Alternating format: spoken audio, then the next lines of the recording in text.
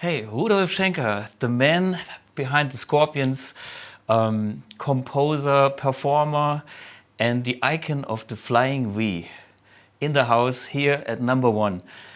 I had the pleasure to play one of your guitars, which was a 1958 Flying V. And I'm curious to know how you got into Flying Vs in general. In general, yeah, because of Johnny Winter.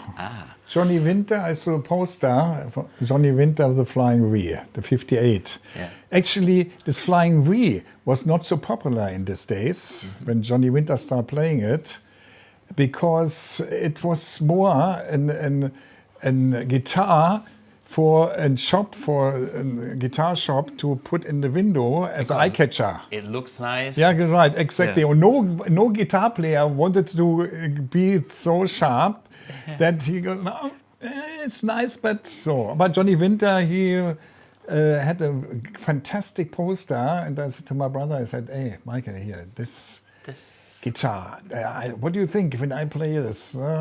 Oh, why not? I said, it might be too much for me. I'm a rhythm guitar player. What can I show off with guitar coming up? Yeah.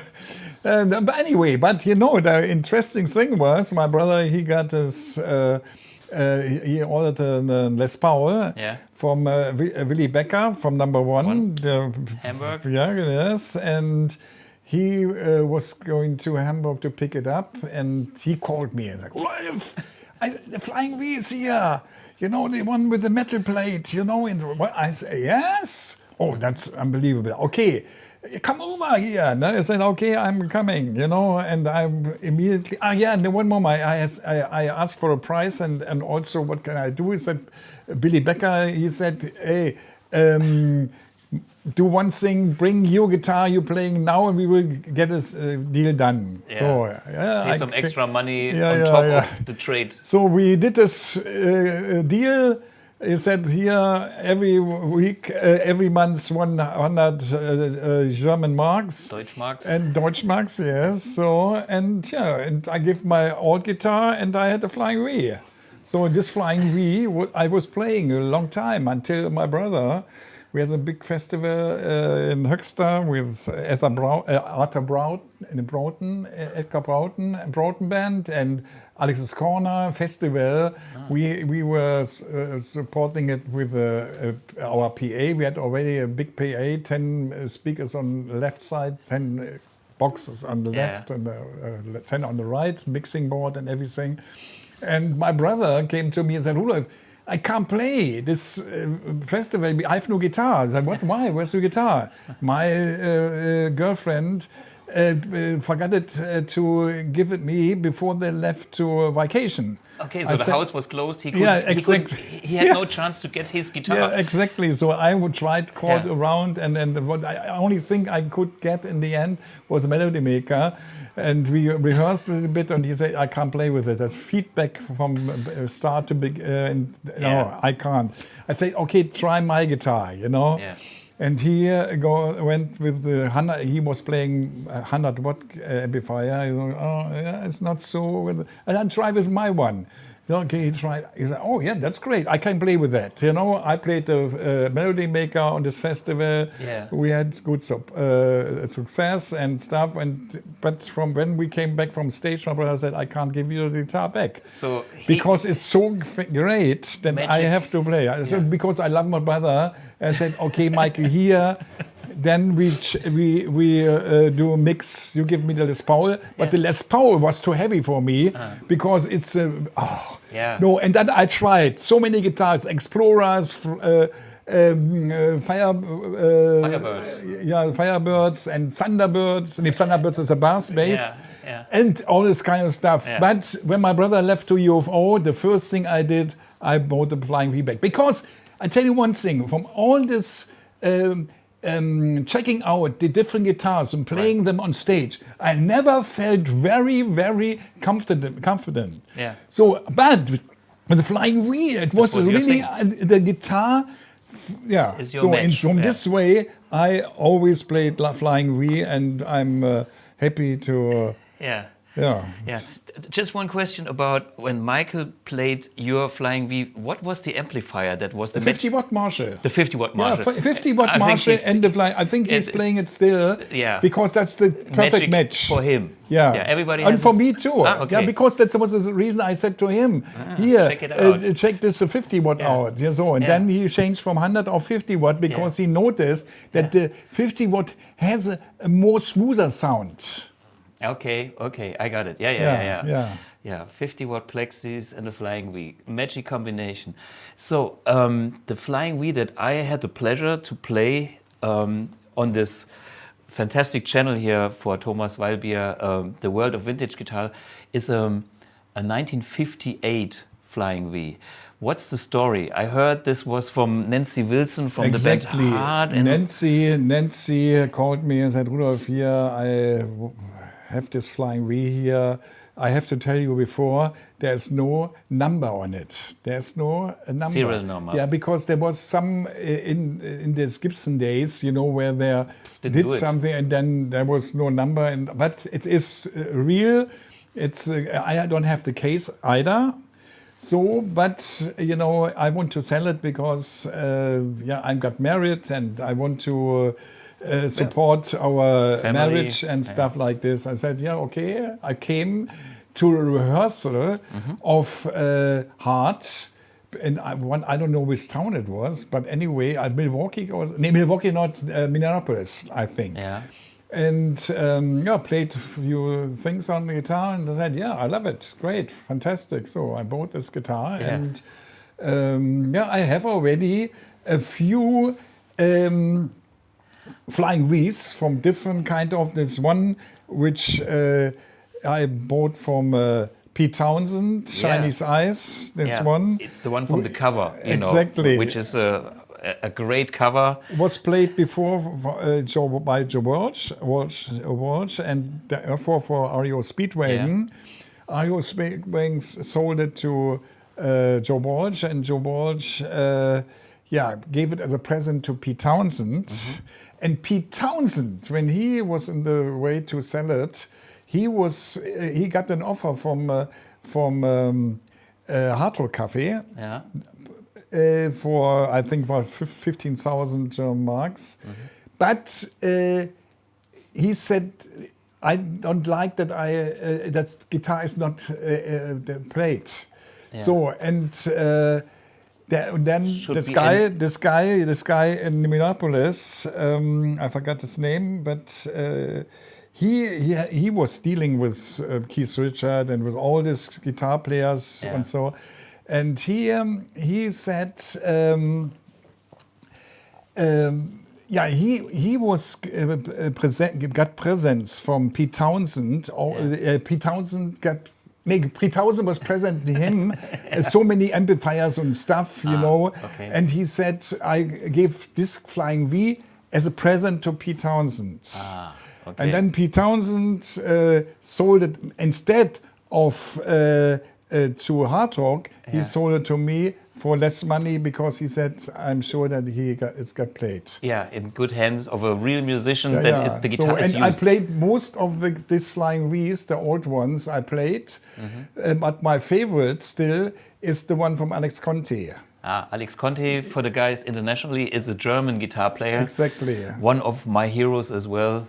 And this was Harry Clapton was very, very much to buy it, and he wanted to buy it, but somehow he wasn't ready for that sell it. But this one from Alex Conte, the one is the best one. I played all this kind of Still Loving You and the solo from Still Loving You, the picking of Still Loving You. This guitar is good for everything. Yeah. It's so good. I think the combination of pickups. The problem in the old days was that the pickups was made by hand. Yeah. So and when the girls they were talking and forgot about how many windings. That's anyway. So and then the wood. And the right combination of pickup make a magic combination. Exactly. Or a so-so guitar. So and this was the Conti guitar. is Perfect. spot on. Yeah. And that's always, I am also on the new album, Rock Believer. I played on this guitar. Few things on the album because it's so fun to play with. Right, yeah. Besides the Flying V, did you ever play other guitars? I mean, yeah, there was Keith Olsen, Bruce Fairbairn. Yeah. He brought me into this Malcolm Young Gretsch guitar because he was he liked the sound very much with the high watts, the combination of. Rudolf, can you try it? They asked I said, you to okay. play this. In these days, it was like this. This album, Face the Heat, was actually on the border between Crazy World and then I think what was the next one? I forgot. But anyway, this album was into the grunge time, and the rock changes. Came into the position that you never know where you go. And I was ready for doing some experiments, Different and I stuff. said, but I tell you one thing, always when I picked up a guitar, I played the guitar, I said, Bruce, I do it for you. So, and sound was good, no question about this. I mean, Malcolm is one of the best rhythm guitar player on the planet. Yes, exactly. He wrote the coolest riffs together with his brother's magic and combination. they had a very special, I think they worked it out with Matt Lang, the producer. In these days, to make the sound very much up front the speaker. And in that's your face, in the face. But warm. Exactly. It is the sound of rock. Exactly. Like, In this case, I said yes, because you never know when you getting this guitar and then your style. And that's an interesting thing, that people came in the early days to me and said, I bought this guitar, this Flying V, but it's not sound like you. I said, where's the guitar? He said, here. Okay, I play. And it sounds like you. He said, hey, what's that? Yeah. You changed something? I said, no. Because how you hitting the guitar, how you playing this guitar makes the sound.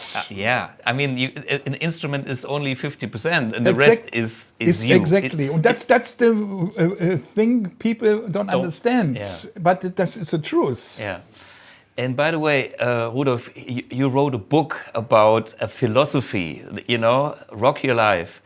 I just had a few insights and I thought, this man has a fantastic philosophy. It's kind of be yourself, do your thing, don't wait on any other people,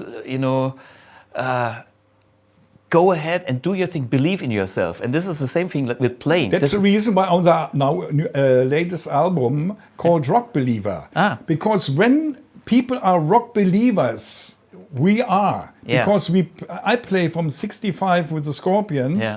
And the point is, what I why I wrote the book is because all the people think that I want to be like this guy, or I want to be like this or this. No, be yourself. Be yourself and find out what do you have in yourself. Don't play like this or this. No, try to find your own way. And that's the way how to build your personality. And if you do it, but how we can make it out of Germany in these days when everybody was waiting for the American or English band. So you have to be straight. People was thinking, oh, this he's mad.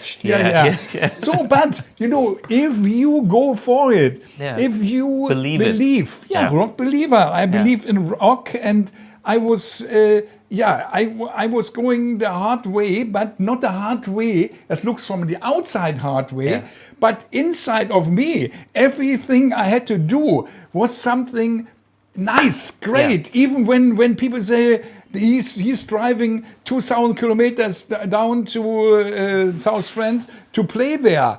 And maybe get 500 German marks out of it. It's anyway the experience building your personality up. And you believe in it. And if you are convinced, you can convince other people. Exactly. So. And this is, I mean, it's a philosophy. You have to be strong enough to believe in yourself. Exactly. And then once you follow this guideline, you can build it up. And of course, you have to eat the shit at the beginning. Very important point is by this situation, why I also, is meditation. Meditation makes one thing, that is Maharishi Yogi. You focus on yourself. Exactly. Yeah. It opens yourself up, and you can see what you really. It's Important. your way of going. And not going somewhere where other people telling you. And the meditation did everything. I mean, I was, and out of the meditation, the wish you have. When I got the Rock Classics Award in Tokyo in 2016, I was on stage with Jeff Beck, Jimmy Page, and the Bon Jovi guy, Richie Sambora back then. And so, and I said to Jimmy, Jimmy, you inspired me to write Still Loving You, because I said to myself, I want to write a song like this with the quality, maybe not, doesn't reach the quality in this much, but in some places was bigger than Stairways to Heaven. But important is that you focus yourself to do it. And if you do it and you focus yourself, you getting the input from yourself back. That's like an echo. Absolutely, And I was very impressed about this book and about this philosophy that somebody like you just put it out very straight, very clear. And it's so important because, you know, the whole world, the whole industry, wherever you look at guitar players, I mean, we are talking to guitar players right now, it's the same thing. You know, you can try to be whatever, Yngwie Malmsteen or somebody, you are always a copy of this guy. Exactly. Yeah, so you can get inspired, no problem. You know, this is what you're telling. Jimmy Page is an inspiration for all of us. Exactly. But then it creates your own feeling, and this feeling, your own the feeling. Level. You can build a level for what you can do and will do. So, and if your level is high, you do great things, and if you go on, I'm not so good, I make it only this way. It's not good. It's so wrong. Because my technique on guitar is not the best, but I was always writing songs which are effective. Absolutely. Which are getting cut to the chase in English. Yeah, but this is, I mean, you know, the same thing with like AC/DC. I mean, exactly. You know, it's not jazz rock or fusion or whatever diminished but minor. Effective. You know, on the point. You know, on the points. And this, I mean, this is a beauty. This is an art. You can go wild with 10,000 notes, or you can reduce it to the max. Exactly. And this is an art by itself.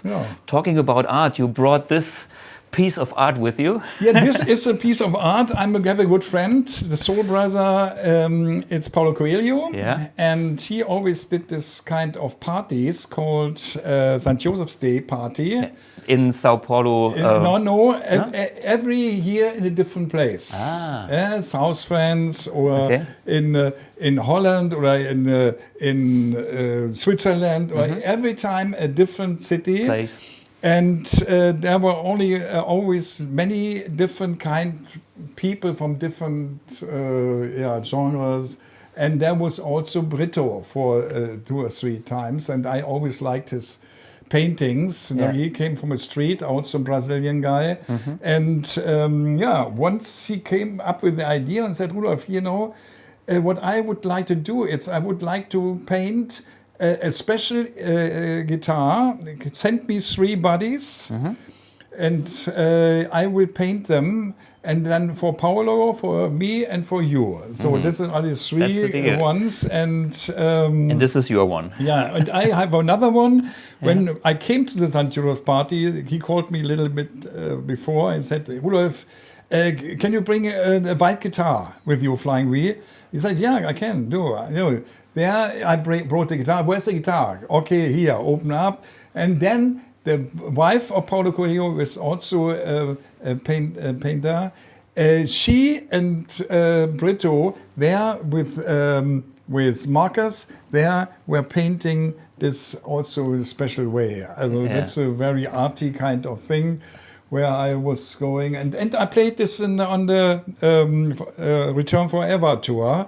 I played this guitar, sounding very good. It's from the guitar, which was not an expensive model, but the sound of this guitar, Flying V from Yeah. Gibson, Yeah. it was like a cherry red kind of. Cherry red. Very, very good. Every guitar sounded better than some of the old stuff. And this was a new guitar. Yeah. You know, where you normally think a new stuff, you have to play it for a while to make it really working. they no, sounded good. this guitar was fucking great. What year was this? Do you remember? yeah, I think 2000? 15 years ago. Yeah, okay. It's, 2000, 15 years. around early Yeah. 2000s. Yeah. Okay. No, middle of 1995 or 8 or so. So, okay, yeah. Hey, so such an Or iconic... no, or maybe 2000, whatever. Yeah, whatever. But the red ones were the good ones and not expensive. No, So, yeah. so that's another message. Sometimes, you know, you own 200, I read, Flying Vs, yeah. and you have maybe the most expensive ones on the planet, but you also have a few affordable ones, and you tell there are even affordable guitars that can sound good. Exactly. So, you know, there is a world here, there. Yeah, you have to know and you have to hear Yeah. what is a good sound. And again, this is the so mental... if you don't, Yeah, if you don't hear, if you're not yourself, you can't trust. so that's exactly that's Yeah. an example what I said before when somebody said it sounds not like Like I don't you. know. Yeah. So can't be like me because this is a fingerprint of your playing. Yeah. So being here at No.1 Music Center in Hamburg, this guitar also got the icon on their logo. And therefore I would like to have Thomas Weilbier, Yeah. who is, well, the man behind No.1 Guitar Center, to join us. And he can tell maybe a little bit about the story, or you guys can tell about the story. Oops, I'll just sneak in here. Coming to you here on this side. Yeah. Thank you. So, you guys know each other for how many years? I mean, we go back, I don't know, 25 years. We don't count anymore. Okay. It's I remember because we have the photo downstairs we have a gallery with old photos from the 70s, that you came into the shop with Klaus. I think it was Matthias starting in the band with you, and you came to us and looking for guitars, and I still have a photo downstairs. And this must be 76, 77, something like this. Klaus joined the band in 70, exactly New Year's Eve between 69 and 70, exactly. on the party. No, he was playing. He was playing with the support band, and we Scorpions already were there. And then because before I was talking to my brother because he was already in the band, and Klaus was in the band with my brother together. But my brother, because of we had problems with our old guitar player, I asked my brother, "You want to be Scorpions?" You know, he said, "Yeah, of course, yeah." So, and then when we start working, I noticed how good we becoming because of his playing, and I felt my singing is not good enough, and the Wolfgang Johnny, the drummer, his singing is not good enough as well. Yeah. So in this case, I said to my brother, you know, what do you think when we take Klaus as well? You know, Yeah, and then good choice. on New Year's Eve, we made the decision. Yeah, okay, that's the way. It's a good starting point, but Klaus already I know for many years before, but the army came in between. So that's the reason why I asked him already before once, but he said, no, I'm left the Mushrooms, this was his band, and I sold my PA. So FPT was in the States. And now when I'm coming back, so when he came back, everything, contracts was done, we had a good run, the Scorpions. So, and that's the reason why then my brother came and then Klaus came. So that was but maybe he came in because of you was working for Willy Becker at this for Willy time, Becker. yes. I think it must be 77 or something like this, because you know we had also starting these elastic guitar strap, you know these. That was the time. That was already late already. And then I remember when you said Johnny Winter. At this time it was totally different. When a band was in, like Johnny Winter was often in the shop, or Alexis Corner, or so many people, because they had to stay 3, 4, 5 days in Hamburg. You know, they built up at the Ernst-Merck-Halle 2 days, all the boxes, and the musicians came into the shop.